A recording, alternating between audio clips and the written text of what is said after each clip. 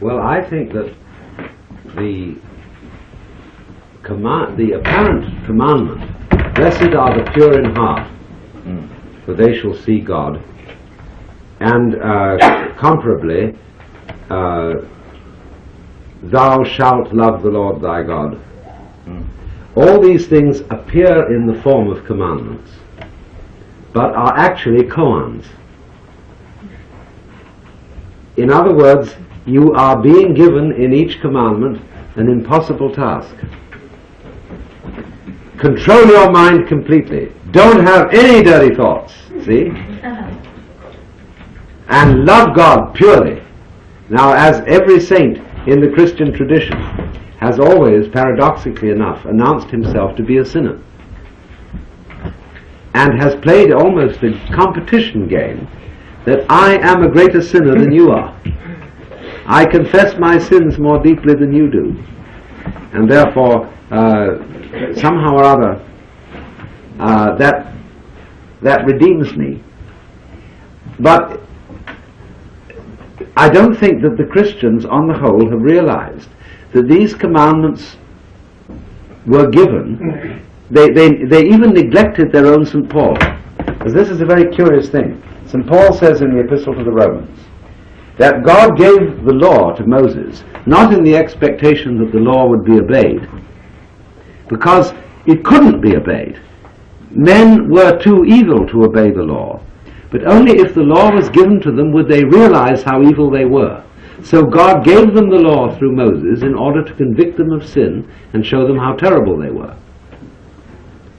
Now, that St. Paul has thereby let the cat out of the bag, that the commandments are not to be understood in a naive sense as simply rules that you are supposed to obey. They are given to make you realize that you can't obey them. And you can't obey them because they require of you to be more than human. So, but at that point St. Paul isn't very consistent. He doesn't go on to draw conclusions that the meaning of this is not simply that you are not going to escape being human.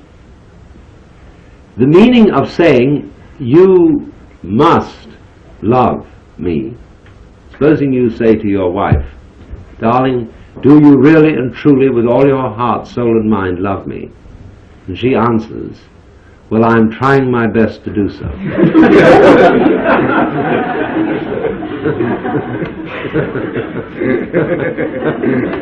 You sound have a funny feeling that that wasn't the answer you wanted. So, think of the Lord God listening to all these Christian prayers, saying, oh God, please, I'm trying to love you, help me to love you.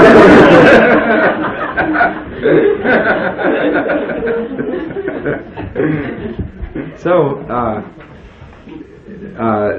the idea then, I would say, is that in the spirit of the law, and what I'm interested in knowing is if you've got any Hasidic corroboration from my point of view, that there is a twinkle in the eye of the Father, that the law is given as a kind of challenge, not as a precept in the ordinary sense, saying, this is the law, you must obey this, because if you don't obey this, everything will disintegrate.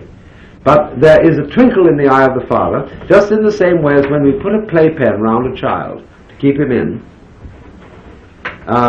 we don't really want him to stay confined. When the day comes when he's strong enough and agile enough to climb over the playpen, we say, now, don't do that, but secretly we're delighted that he's strong enough to get out. Yes.